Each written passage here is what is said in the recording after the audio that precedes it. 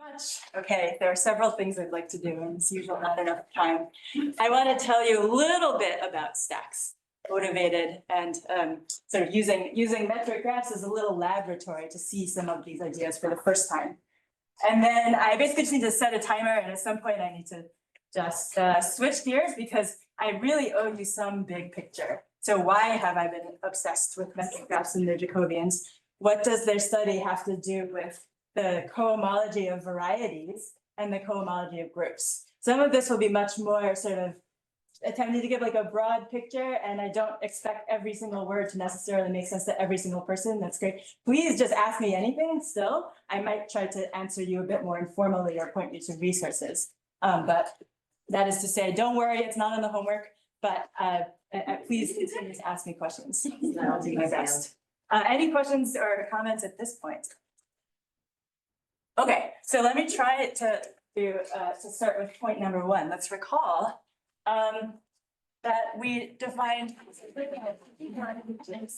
these are two pictures of two different families of metric graphs, metric barbell graphs in this case, both over the topological space S, which is like a closed interval. So recall we had defined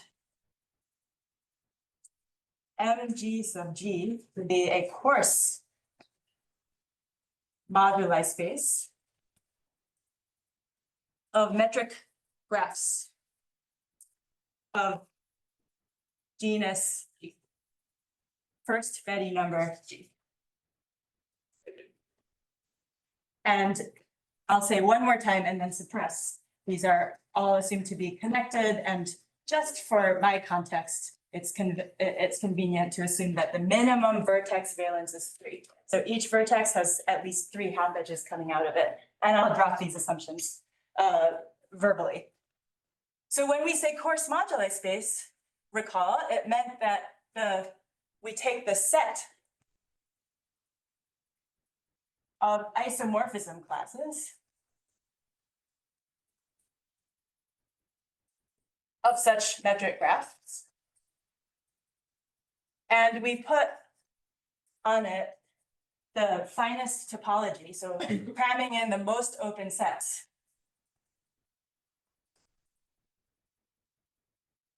Such that with respect to whatever our definition of a continuously varying family of metric graphs is, the so-called modular maps are continuous. Let me write that down. For every family, maybe scripty X over S for a topological space S, so this is for any topological space S, such as the two pictured here, the so-called modular map, the map of sets that's canonically defined by the data of the family, the map from S to a set of isomorphism classes of metric graphs that associates to every point, just like the isomorphism class of the metric graph it parametrizes. We ask that these are all continuous.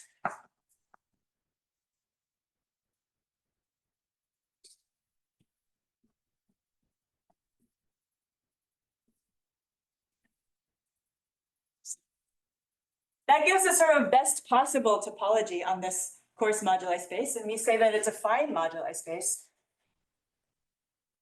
We would call it, okay, this is sort of bad notation. So, yeah, so if the association of a modular map, so consider the set of isomorphism classes of families of metric graphs continuously varying over S. I'll omit some of those words. If the association to such a family or isomorphism class thereof, the association of the modular map, so like continuous maps, S to MGG, which is exactly take a family to its modular map, which is well defined up to isomorphism here on the left. were a bijection for all S, for all topological spaces S, together with an additional condition that this bijection is compatible with morphisms, so continuous maps S prime to S, we would, okay, sorry, this is like sort of all hypothetical, we would call MGG a fine moduli space. So fine moduli space is the best kind.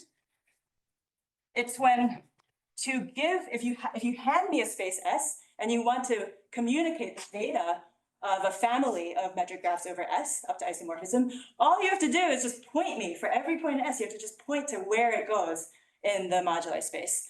And this bijection says that you completely defined a family up to isomorphism. And we argued that this one is not a fine moduli space.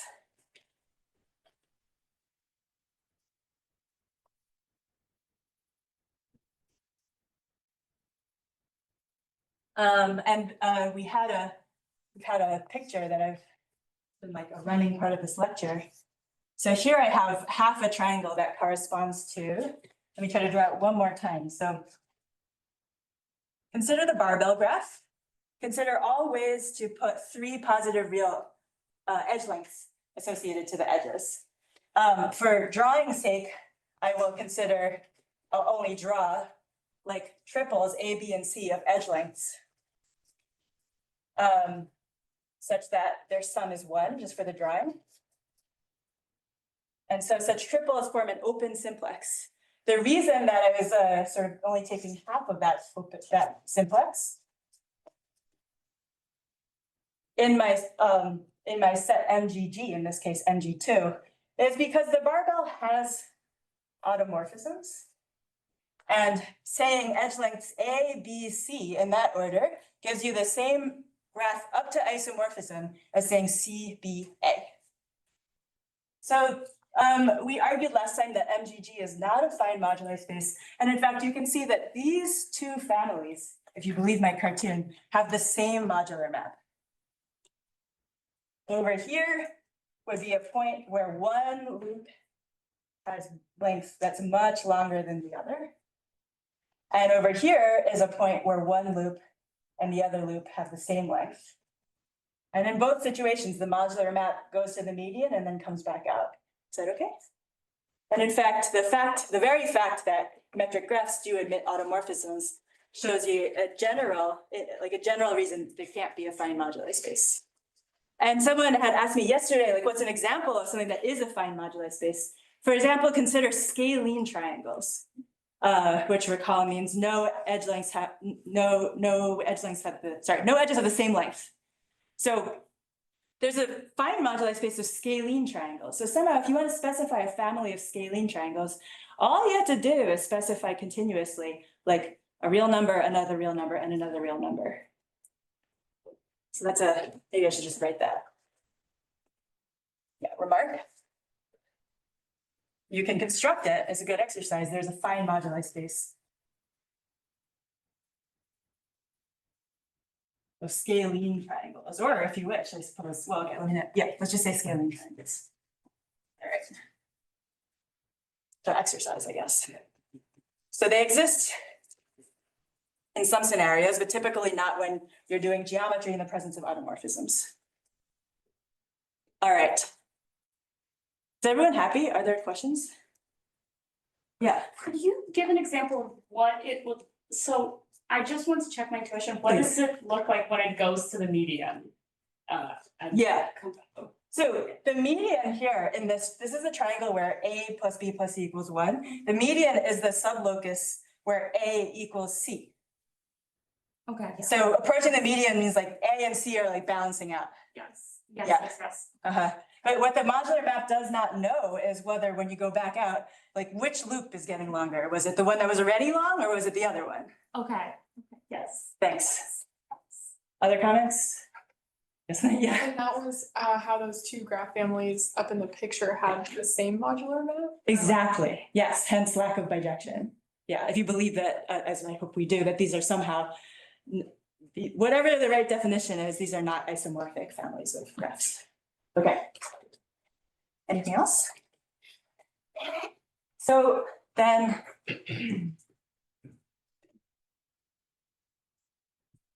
let's do the following. We shall just package together all our desires into one category, which shall be called strictly MGG.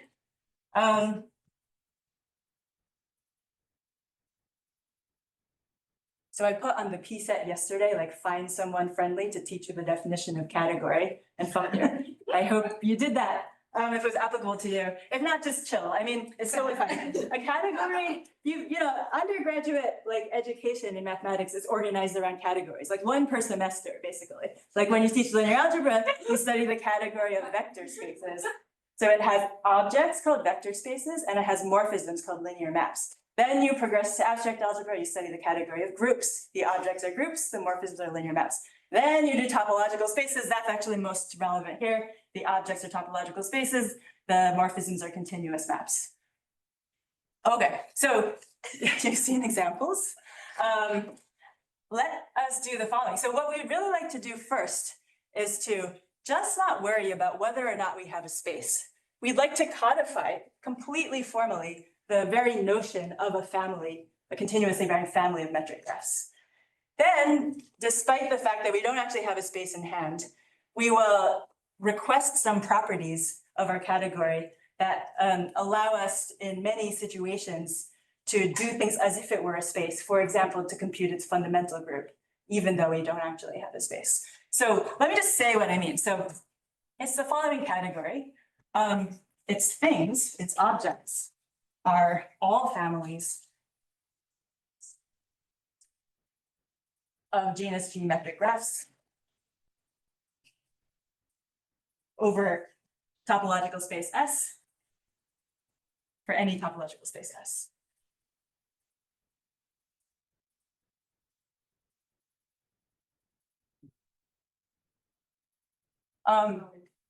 Yeah, what's up? Is it for each topological space S, we get a category, or like this category has? Over all of them all at once. Yes. So in particular, I will, as soon as I write one more thing, I will mention that there's a functor from MGG to the category of topological spaces that just remembers S. But one more thing. So the morphisms, this is in some sense, for a first pass, you don't need to think too much about this, but for a second pass, it's totally crucial. Morphisms are as follows. So you have, let me just write it. Morphisms are pullbacks. And to get the idea across, let me try to draw a picture. So if you have a family of graphs, let me just imagine it was a family of sticks, one-edge graphs.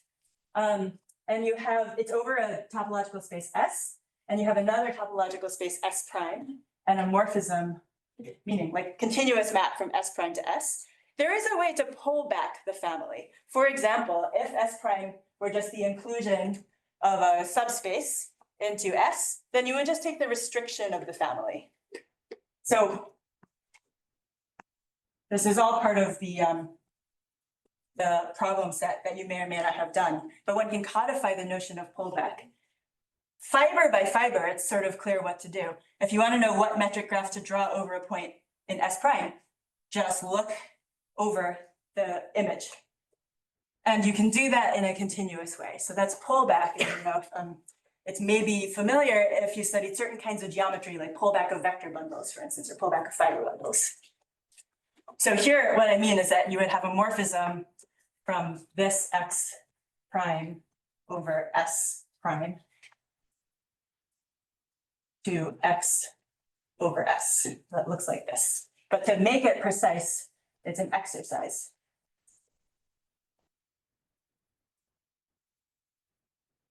Okay. Wait. Yeah.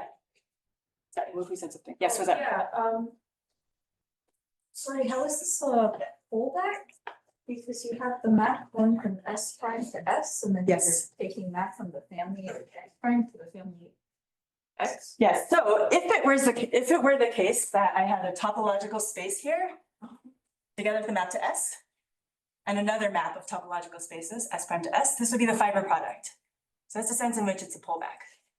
At the moment, I am relying on an exercise that you have to like really sit down and do, but the intuition is that you can pull back a family of metric graphs. For example, if S prime were the inclusion of like maybe an open subset into S, then you would have the restriction, a well-defined notion of restriction of a family of metric graphs.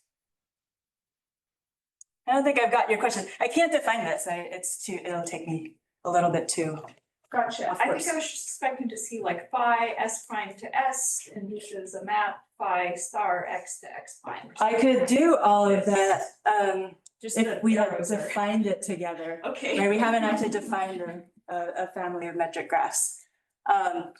Maybe what you're getting at is that, like, I seem to be a little loose about pullbacks. If I have a family of metric graphs here, and then I give you a continuous map here, there should be a unique pullback, right? But then we have to talk about uniqueness and really, sort of like question that a little bit. Pullbacks aren't unique, like very few things in math are unique.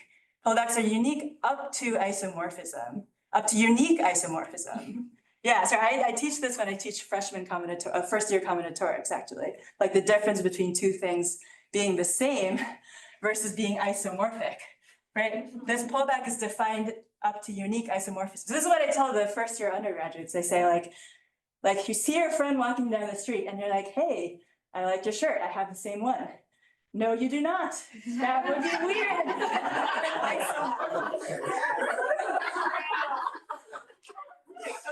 So Okay. that's on the base and the top such that the thing is a fiber diagram. Sure, okay, but that would be true if we had codified family of metric graphs as a topological space, which we have not currently. But I leave it as an exercise, yes. Great, thank you. Okay, great, yes. I didn't really get what a pullback is. I know, same thing as what Lizzie's saying. So, let's say it like this. Can we do it let me tell you what it is in the special case that S prime is a inclusion of an open set into S. Then you just chop out the family of metric graphs over S prime and you put it there. So a pullback is something that is fiber by fiber determined just by the map of sets. Over a point here, X. Over a point here, X, the thing I draw is whatever the fiber was over the image of X under the map from S prime to S, fiber-wise. Okay, and of course, that doesn't exactly tell you what the family is, but I claim there's a way to do that.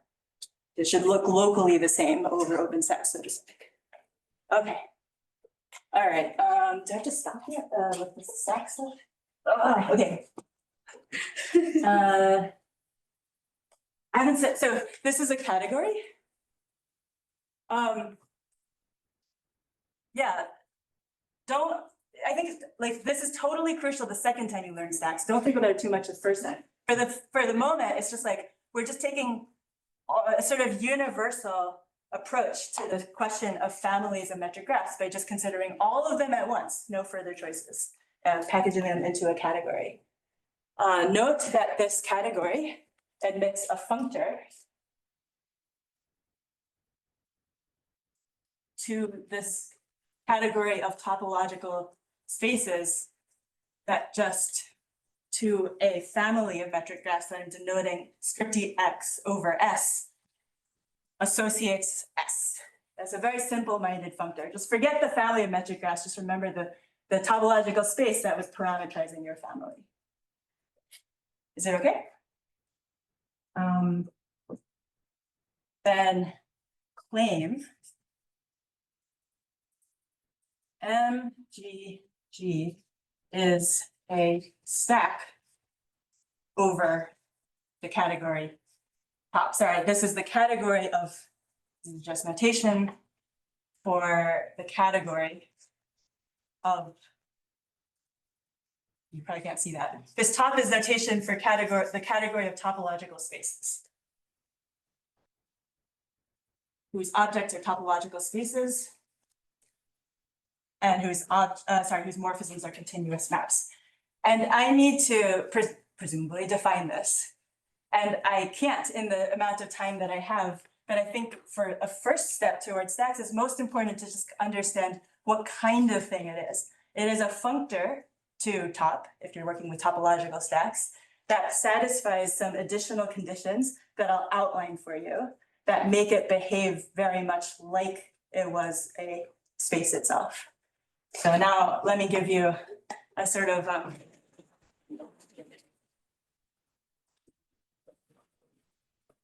definition with some fill in the blanks that you can fill in later as an exercise. So definition with / exercise.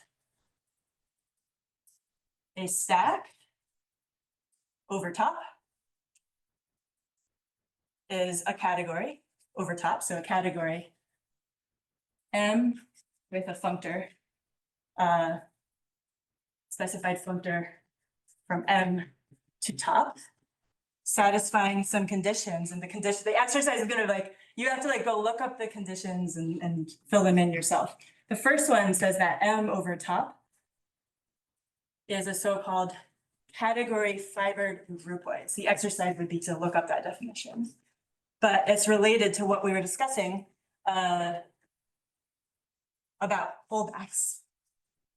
So the tagline here would be pullbacks exist and are unique up to unique isomorphism, such as with pullbacks of vector bundles or in fact pullbacks of families of metric graphs. The second is every descent. Okay, I mean, let me just write this up. So isomorphisms form a sheaf.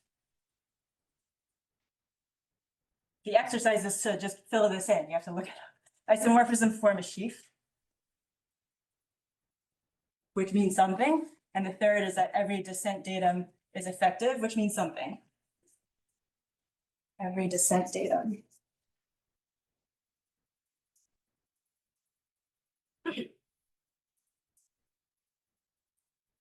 The exercise is to fill these in, but somehow I think the more important thing that I can do, given the time I have with you, is to, again, tell you the kind of thing a stack is, and then let you look very carefully at these conditions. These conditions are made so that they're sort of geometrically natural. The first one says something like pullbacks are unique up to unique isomorphism.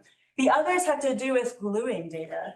So if you have families of metric graphs over little patches of the open cover of a topological space, and you have isomorphisms between the families on the overlaps, and they satisfy the sort of co-cycle condition, then you can glue them. And similarly for the other condition. So this part of the exercise, I'm sorry to say, due to time. So another thing I can't do due to time is to argue that this is actually useful. Like so far, you probably think this is a total cop-out. All I've done is codified the entire problem we started with as a category. But it's just that if your category satisfies some conditions, then you can do things like, for example, compute its fundamental group. Let's see. Let me just give a verbal example. Suppose you wanted to compute the fundamental group. No, sorry, I don't have time. So there are just ways you can treat this object as if you can extend definitions like fundamental group, homology, et cetera, things that you're used to defining for topological spaces in certain situations to sets. And this is used all the time. By the way, I mean, why would you want to study the topology of a moduli space anyways? I probably should have started there. This came up in some discussions yesterday as well. Because that's the whole point. We're trying to study the topology of a moduli space. Even if we didn't actually have a space, we only have a stack. But why are we interested in studying topology of moduli spaces? I mean, many reasons. The classic, the sort of, maybe one of the original reasons is that you can do intersection theory on moduli spaces. Let me give you a cartoon of that idea. So if you have two distinct points in R2, there's a unique line passing through them, as you will agree. Okay, this can be codified as an intersection theory problem in a moduli space of all lines in R2.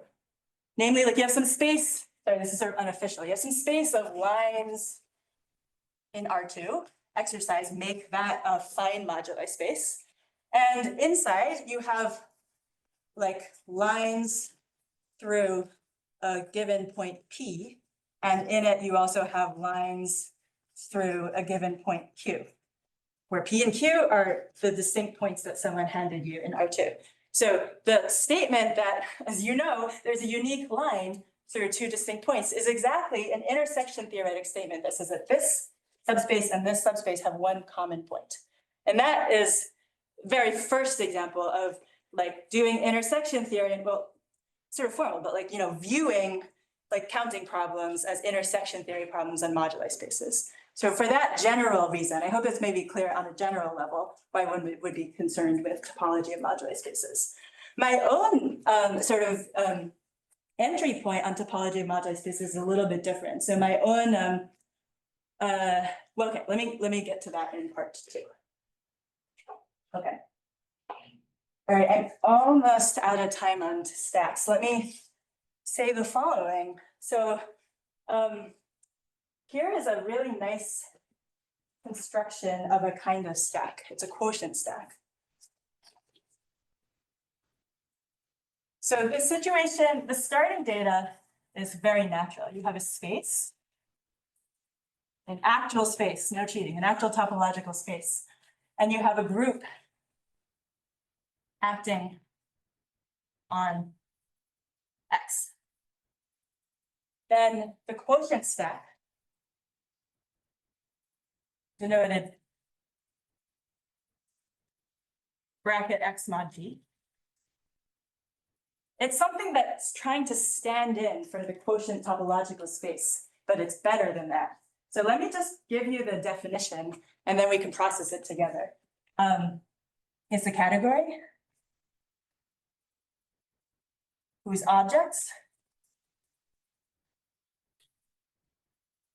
are pairs of the following. So it's a map from a space T to a space S, which is a so-called G torsor. A G torsor over S. So what this means is that G is acting on the upstairs space T. And it does so fiber-wise. So like it only swirls around points in a given fiber. A fiber is, by definition, the preimage of a given point in S. So it's acting on T fiber-wise continuously. And the action restricted to each fiber is a torsor. So G acts freely and transitively on each fiber. Let me get a tiny example. So here is S, here is T. This is like the sort of like simplest example I can think of. So here my group is Z mod 2Z, and I just have a trivial, so I just have two copies of S mapping to S. And you can see that every fiber is the so-called Z mod 2Z torsor. It's almost like a copy of Z mod 2Z, except there's no distinguished element acting as the identity. Rather, it is simply every fiber is 2 points with a free and transitive action of Z mod 2Z. So that's the first part of the data. And the second part of the data is a G equivariant map T to X, meaning the following: T has an action of G, X has an action of G. I asked for a continuous map that is compatible with the actions. Let's give now an example of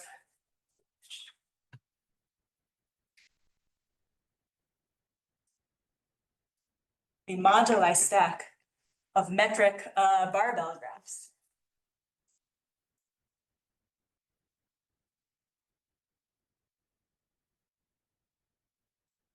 You see, if you want to give the data of a family of barbell graphs, it would have been super convenient if we had the full triangle of all possible edge lengths, no folding of lengths that you can assign to the three edges of the barbell. Because then the two modular maps, which are drawn somewhere, would really have looked different. Oh, sorry, where's that? I guess it's gone, all right. But somehow if we could have unfolded the triangle, the two modular maps you would like to look different. One of them would have proceeded smoothly across the median. The other would have approached the median and gone back. The only problem with the full triangle is that you have you don't know whether to start on the left or the right. So for example, for family number 1 versus family number 2, we don't really have a bijection between, in the sense of a fine moduli space, if we take the full triangle, right? Because you can either take a modular map that goes like this or like that. That is to say, these two maps both give family number 1, and the corresponding two maps that go up to the median and back give family number 2. So what is the solution? Yes. Aren't the two sides identified? Yes, they were, but I'm saying we had a problem with the half triangle that we codified as saying that it fails to be a fine moduli space. And now I'm trying to solve that problem. As a temporary step, I am wishing that we could do something involving the full triangle. No, not the two halves of the triangle, the two sides of the triangle. I don't understand. Because then one would be some sort of loop, and the other one would be just a loop that it's fundamentally different. So there's an open simplex. There are no sides corresponding to the fact that the A, B, and C, the lengths have to be strictly positive. Oh, this is before the complication. Okay. Yeah. Let's stick with that. I'm definitely not gonna have time to do the moduli stack of tropical curves, which is actually which is fine. Okay. Yeah, Sorry, just briefly, would you mind repeating what the morphisms in this category? I didn't say, and I am not going to. You could do it as an exercise, yeah. Write down sort of one possible definition of a pullback. Yes. And just to check, so the objects in this category, the quotient stack is Yeah. the G torsor and the G observer. Yes, the data all together, like the pair. That's right. Yes. Yes, is the right intuition thinking of this maybe as a generalization of equivariant vector bundles? I don't know equivariant vector bundles well enough to say that. I think so. Yeah. Well, I mean, not part of it, I guess. Like this part. Yeah. Wait, sorry. Can I try to do the example and maybe see if so the solution then is to note that if I give, so let me give you the data that I claim should correspond to family number 1 there. So I have the object of my quotient stack. Sorry, so I'm considering the quotient stack, which is this triangle, mod S2. Where the S2 flips it horizontally across the median. So an element, according to the definition of the quotient stack, is a double cover of S with a Z mod 2Z action that switches the sheets. And then an equivariant map from T here to the triangle. That means I have to map both lines to the triangle. And in family 1, I will map, let me just label the points for convenience. Oh, I used those labels, sorry. X, Y, Z, W, just for convenience, so you can see where the points are going. One sheet will go left to right, and the other will go right to left. They should be drawn superimposed, but I can't do that, so. Is that okay? And this is equivariant, meaning when you switch the sheets, the direction goes in the opposite way. So this is exactly what you need to do if you specifically need to not make a choice. Not making a choice is equivalent to making all possible choices at once, related by a group action. This is the way in which the quotient stack, this is sort of equivalent in a way that I need to make precise. So this quotient stack really represents the moduli problem of metric graphs. This family number 1 corresponds to this object, and maybe I can leave it to you what picture to draw for family number 2. But roughly both sheets should approach the median from the opposite sides and come back, and it's really different. Okay. So just to Yeah. recap, Yeah. this is this triangle is if we had no action identified sides, Yeah. right? And That's right. Because we do, we have half of it. Yeah, I mean, like, so the course moduli, this is like, yeah, it's half a triangle, but the real, like, what the modulus is really is a quotient stack. It's like equivalent to this quotient stack, which is this gadget, which should be interpreted as a category whose objects we discussed. But hopefully these pictures maybe make it clear how the gadget accurately captures our notion of family of metric graphs. Okay. So I ran out of time to actually discuss outer space. I'm sorry. However, you had an expert in outer space stop by your problem session, and she's around, and I think still excited to talk to people about outer space. So maybe I'll just like mention as a placeholder, and you can talk to really either of us, but especially Catherine. There's a beautiful unfolding of, you see, like what we did there was we unfolded one triangle. We unfolded half a triangle into one triangle. But now if you wanted a moduli space of like all metric graphs of genus G, that includes families that can go from barbell to figure eight to theta to figure eight, et cetera, you'd like to kind of like, you unfold and you unfold and you unfold and you unfold. You do so in a universal way. And there is a beautiful construction of color Voigtman in 86 called outer space, denoted CV sub G. And it's this it's like exactly a universal unfolding. So just look it up. The pictures on the internet are way better than what I can draw. There's a simplex, not only just one simplex per metric graph, but per metric graph together with a choice of generators, ordered choice of generators for the fundamental group of that graph. That allows for a sort of universal unfolding. And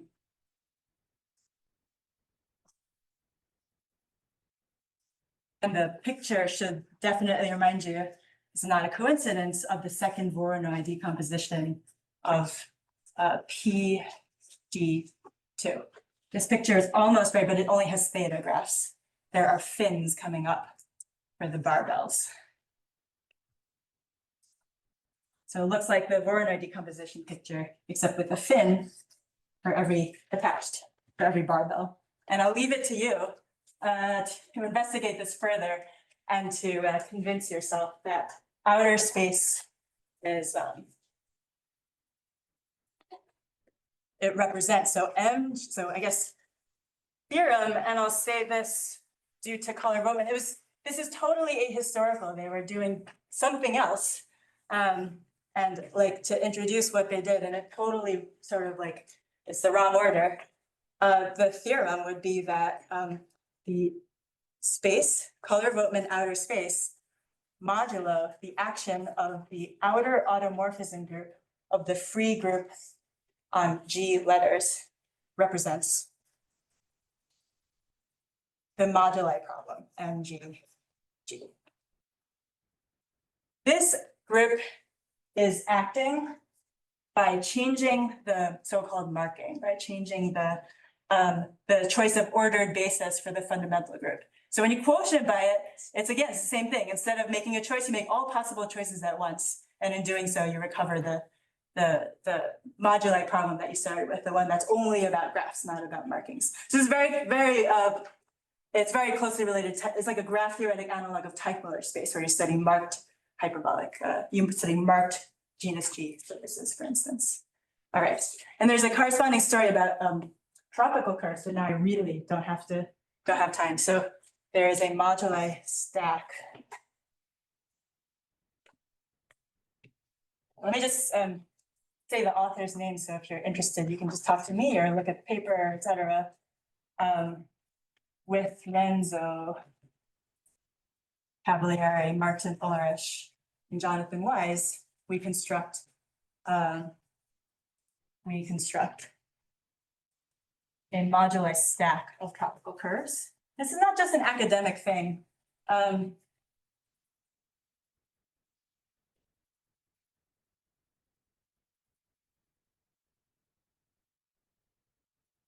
Right at MG trop.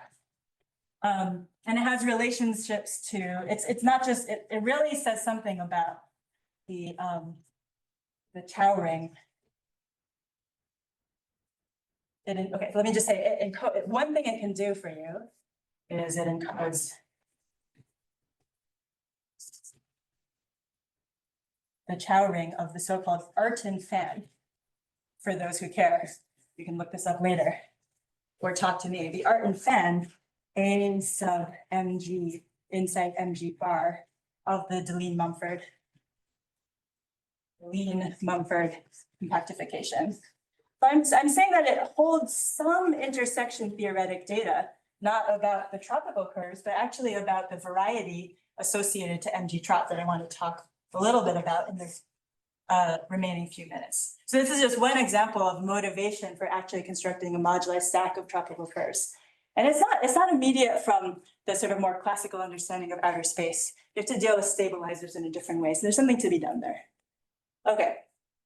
That's what I want to say about stacks, and then I will try to give you like a brief overview of why I've been caring about these objects for some time now. So let me erase and see if there are any questions. How do I do that?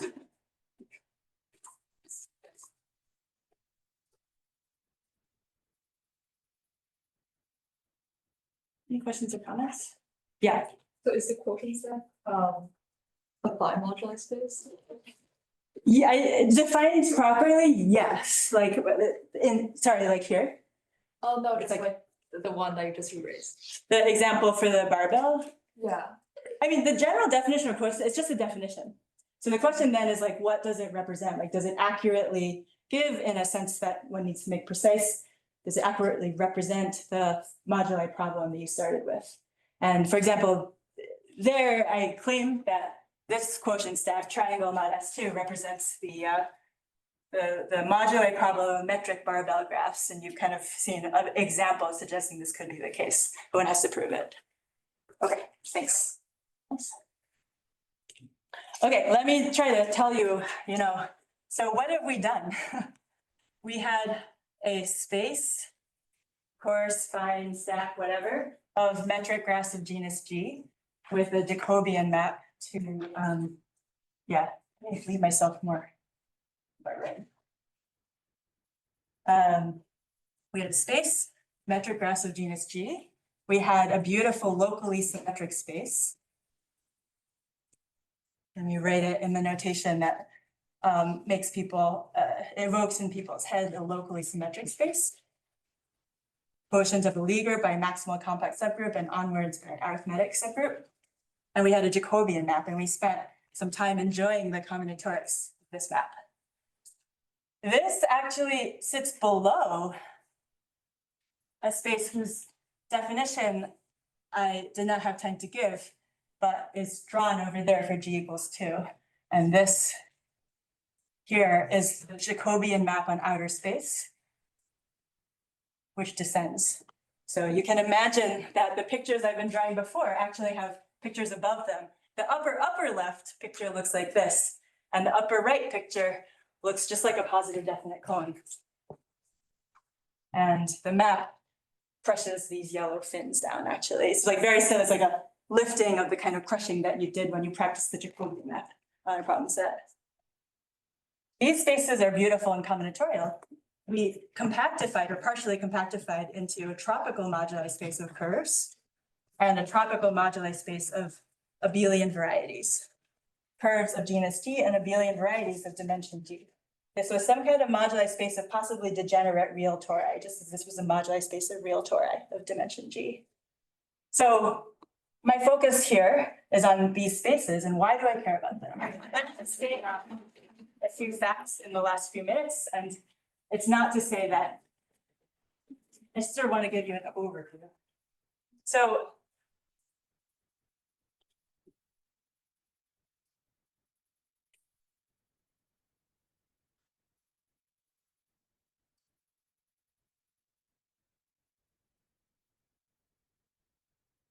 the bottom two spaces are examples of moduli spaces in tropical geometry. And what is tropical geometry? It is a term for many different but related kinds of procedures in which you have a family of algebraic varieties that might become degenerate in some way at infinity in the limit. and you associate some combinatorial, some appropriate combinatorial structure to the limiting object. So it is roughly a degeneration technique.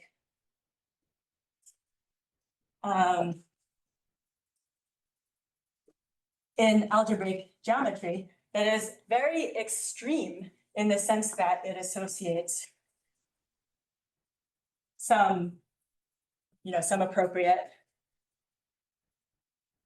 combinatorial or combinatorial geometrics. Let me say combinatorial or polyhedral.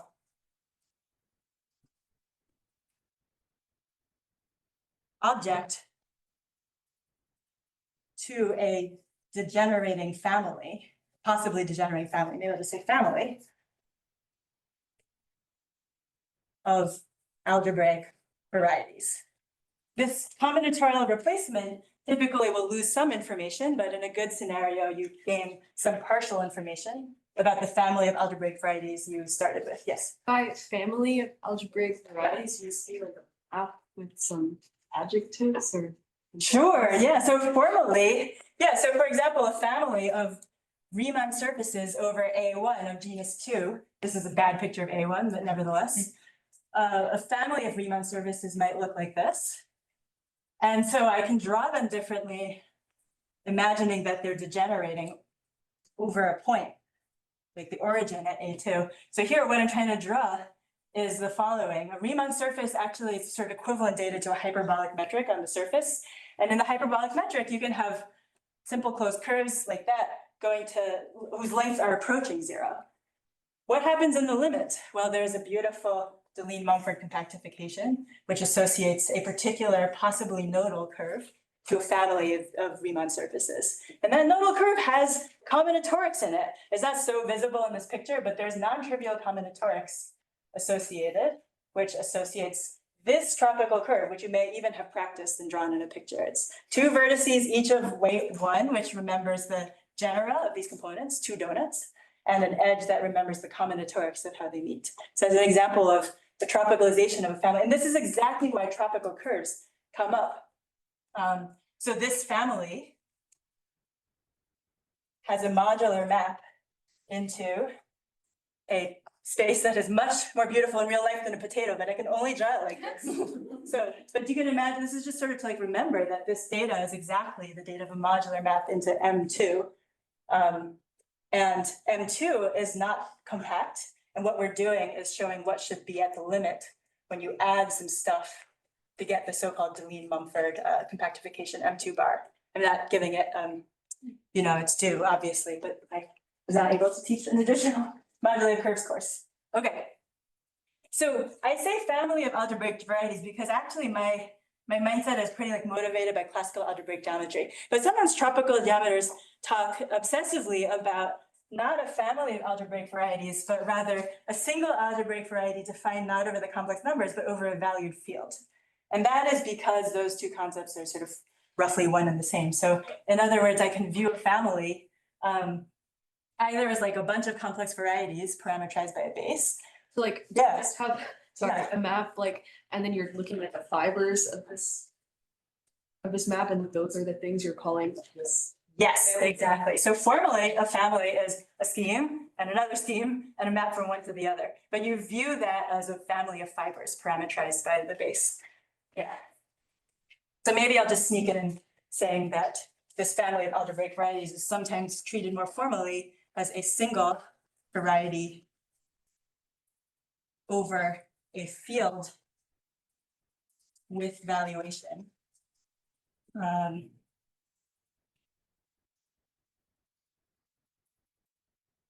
Such as, for example, a Laurent polynomial, right? Or Laurent field, something like this. So something where there's a T in the, yeah, okay, like, let's consider a family of varieties X, Y equals T, as T varies over, T is the name of a parameter of an affine base. So yeah, this is just a scheme. This is another scheme, but we view it as a family of hyperbolas. Like over T equals 1, it looks like this. Over T equals a little less than 1, it looks like this. Over T equals really close to 0, it looks like this. And crucially, over T equals 0, it breaks. And that breaking is when I get interested because there's non-trivial combinatorics, the dual graph like that. That's the idea. So yes, but when you codify tropical geometry in certain spheres, you just do it with like viewing this thing as one thing defined over a valued field. All right. So any other comments or questions? That's like pretty much what I'll say about the tagline of tropical geometry. So for me, I use it to study cohomology of moduli spaces, and more recently for me personally, cohomology of arithmetic groups and other related groups. I'll give you an indication of that.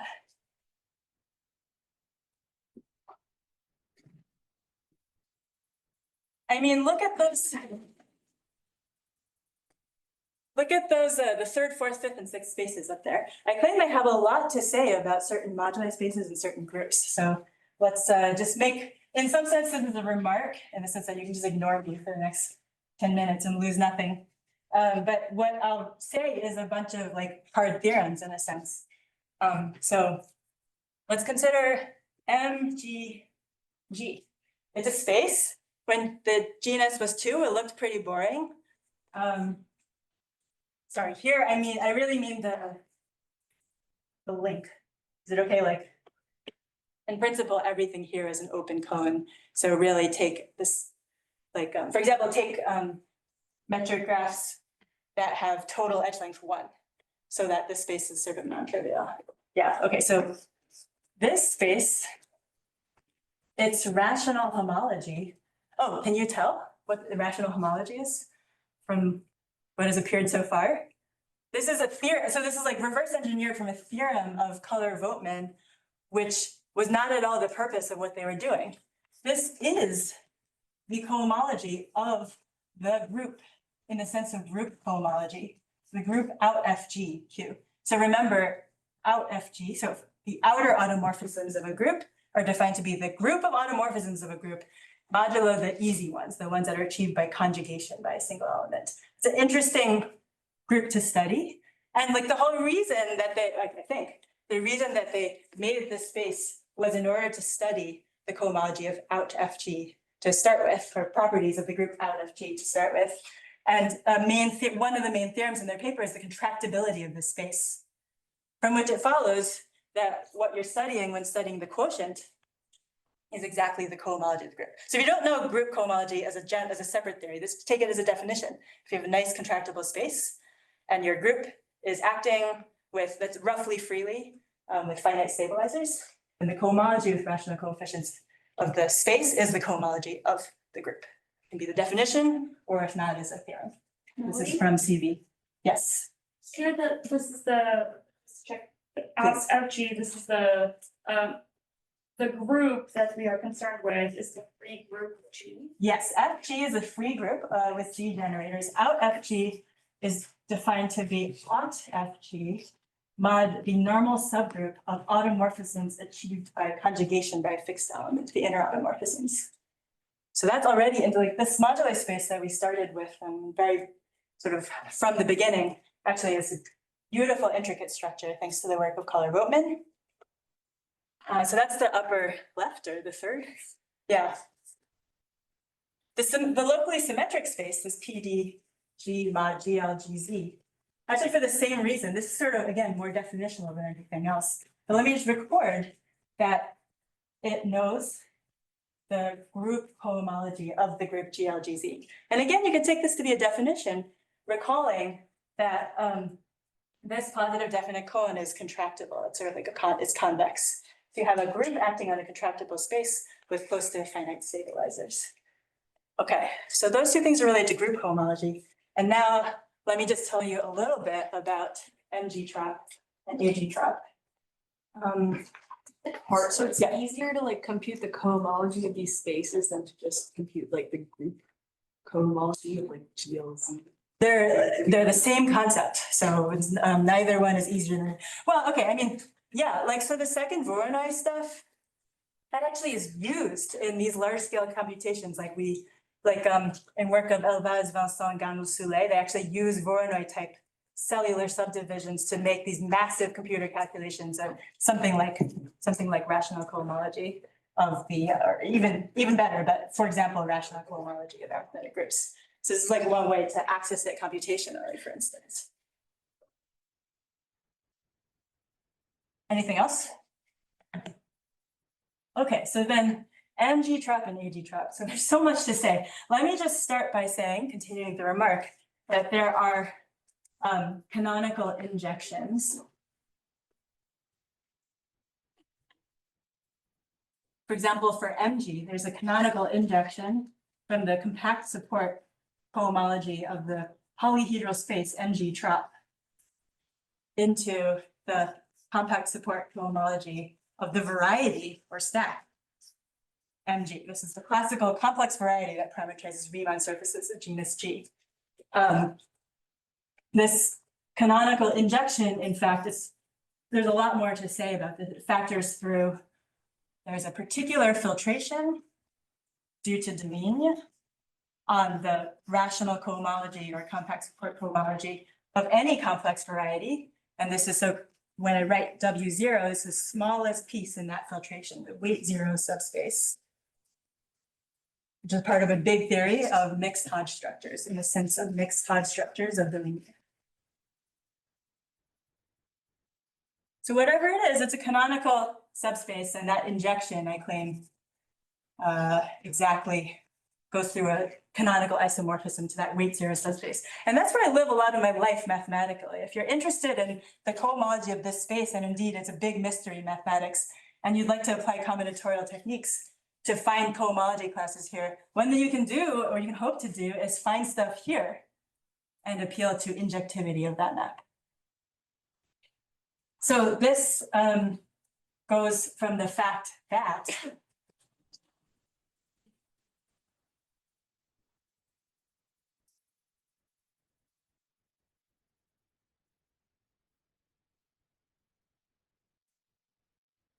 so an analogous statement for AG.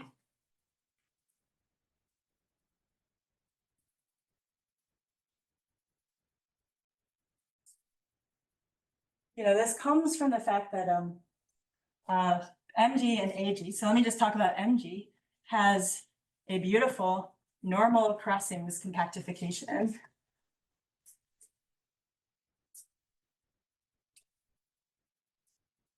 That parameterizes stable curves, so curves that have degenerated, much like in this picture, due to Deligne and Mumford.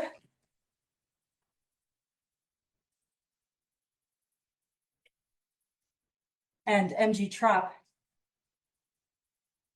is a cone over a boundary complex, the boundary complex, the dual complex of the boundary. I'll give a cartoon picture in a second.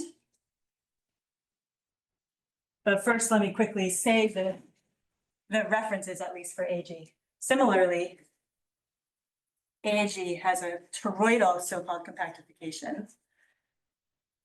For example, using the combinatorics of the second Voronoi that we investigated carefully yesterday. And this is in work of Ash, Mumford, Rappaport, Ty from the 70s.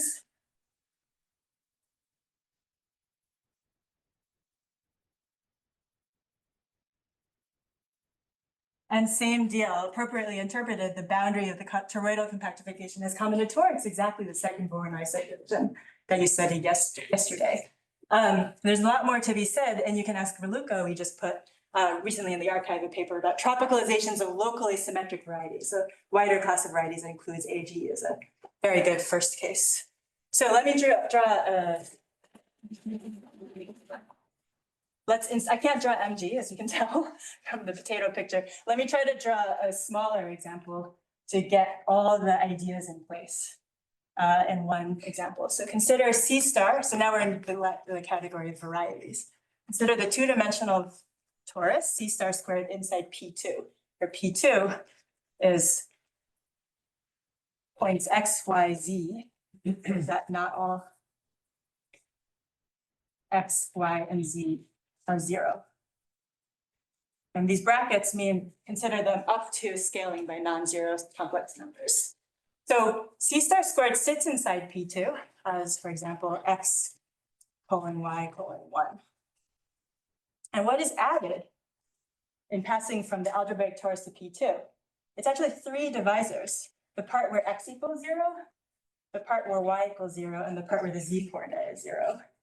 So the tropicalization, so this is my scenario. This is where I, in at least a very limited sense, would tropicalize. I would tropicalize this pair, and I would declare it to be the cone over the boundary complex.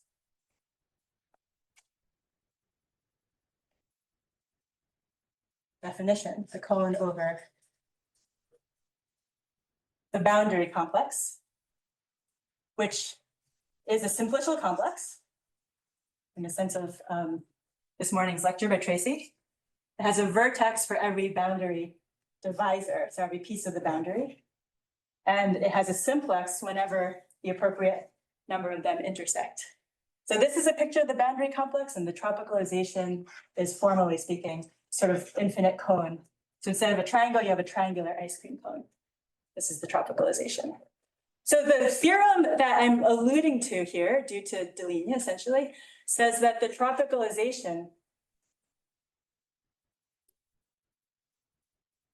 with rational coefficients, or compact support cohomology with rational coefficients, injects into the cohomology of, is that a super exciting example computationally, because we understand the algebraic torus, but just to put all the ideas together, this thing has some non-trivial cohomology, non-trivial compact support cohomology, and this picture detects some of it. And the pictures for MG and AG are essentially the ones we've been studying over the course of the week. It's hard to draw those varieties, but you can say something about the boundary combinatorics of certain sort of very historically and otherwise important compactifications. Okay, so that is the kind of story I wanted to tell you. We started with something that I think is beautifully pleasant and in some sense simple, and tried to study it very deeply. That's the story of associating a Jacobian to a metric graph. And I admit I use this also as a sort of like little laboratory to introduce some of the very first ideas for the for stacks, for example, over topological spaces. So as you go further, hopefully you will have some intuition to carry you forward.